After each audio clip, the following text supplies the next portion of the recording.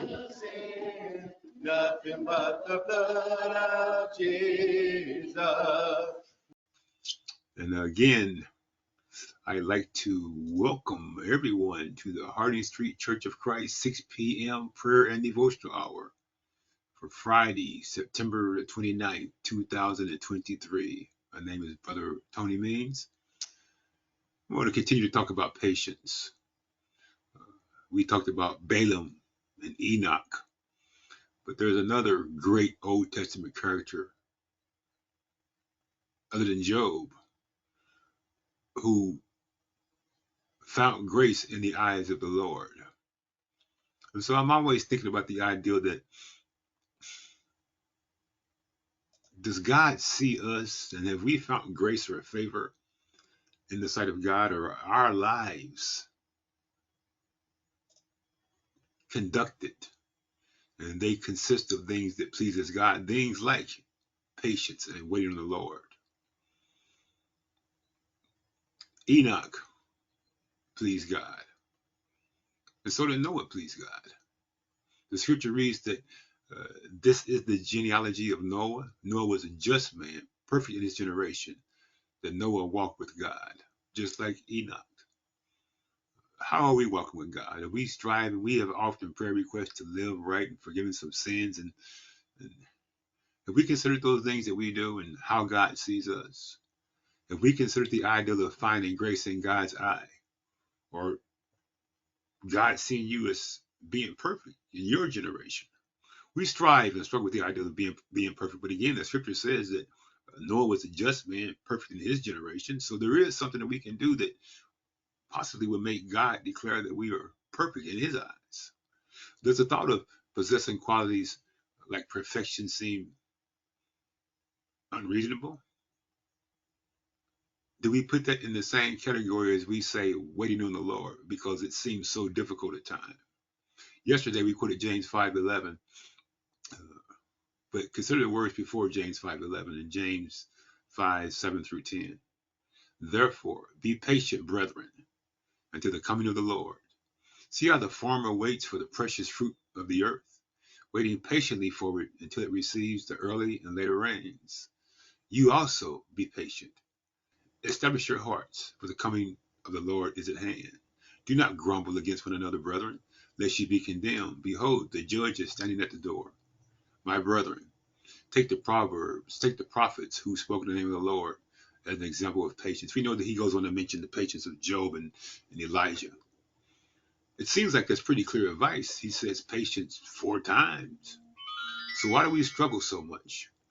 We sing a song concerning those things that we do, and the song is do all in the name of the Lord. Whatever you do in word or deed, do all in the name of the Lord. Do not in name of man or creed, do all in the name of the Lord. And the refrain says, do all in his name, do all in the name of the Lord, in word or deed, as God decreed, do all in the name of the Lord. I believe that if we strive to do all in the name of the Lord, that we will please God, that God may say of us that we are walking perfect in our generation, that we may find favor and grace in God's eyes. And those words in that song were not just the words of some hymn. We find them in the Bible, in Colossians 3:17. And whatsoever you do in word or deed, do all in the name of the Lord, giving thanks to God and the Father by him. The strange thought of doing all in the Lord. And I would add to that, doing all patiently waiting upon the Lord. It has everything to do with us pleasing God. Doing all, is that a possibility or an improbability? Again, return to Noah. The scripture says in Genesis 6:22, thus Noah did according to all that God commanded him to do. So he did. Noah could do it all. Why can't we? Some folks have came up with the idea that it took Noah 120 years to build the ark. We don't know for sure how long it took, but based on the size of the ark, it probably took a good while. He did not lose heart, lose faith. He spent a lot of time doing the things that God says do. You know, the flood was on the earth for 40 days. And the scripture reads, and the waters prevailed on the earth 150 days. And the waters returned from off the earth continually, and after the end of 150 days, the water was bathed. That's at least 340 days. And it came to pass at the end of 40 days that Noah opened up the ark which he had made, and he stayed another 7 days. And again he sent forth a dove out of the ark, and stayed yet another 7 days. Do we have the patience that it takes to be said of God that we were perfect in our generation?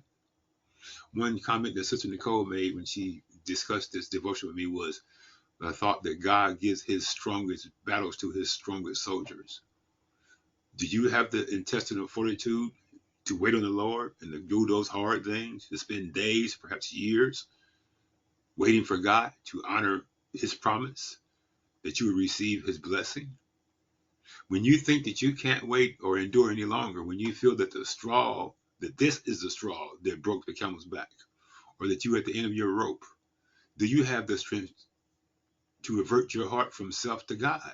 And remember that just like Noah, God will remember you. Scripture says God remembered Noah.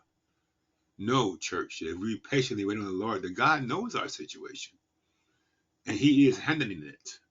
The scripture again in 1 Corinthians 10:13 says, no temptation is overtaking you except such as common to man.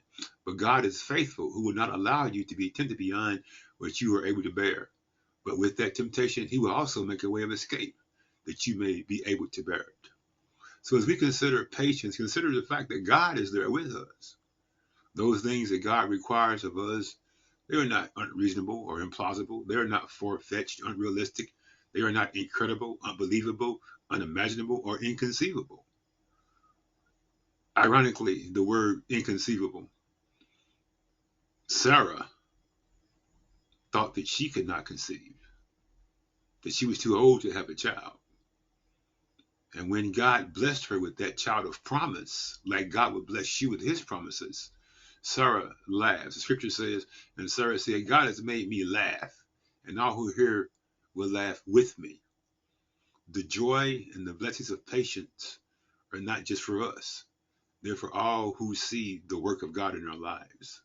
So the next time you feel like you are beyond your ability to patiently wait on the Lord, when you feel like the situation is just too much, when you are done, remember that God is able. And for those like believing Noah, your patience will lead you safely to shore. Or for those like doubting Sarah, God's ability will turn your doubt to godly laughter for you and everyone who sees you, for everyone who comes to know the blessings of patience and God's goodness to those who have learned to say, wait on the Lord, be of good courage, and he shall strengthen thine heart. Wait, I say again, wait on the Lord. I thank you for joining us, and I pray all will be blessed. And I now hit the end button.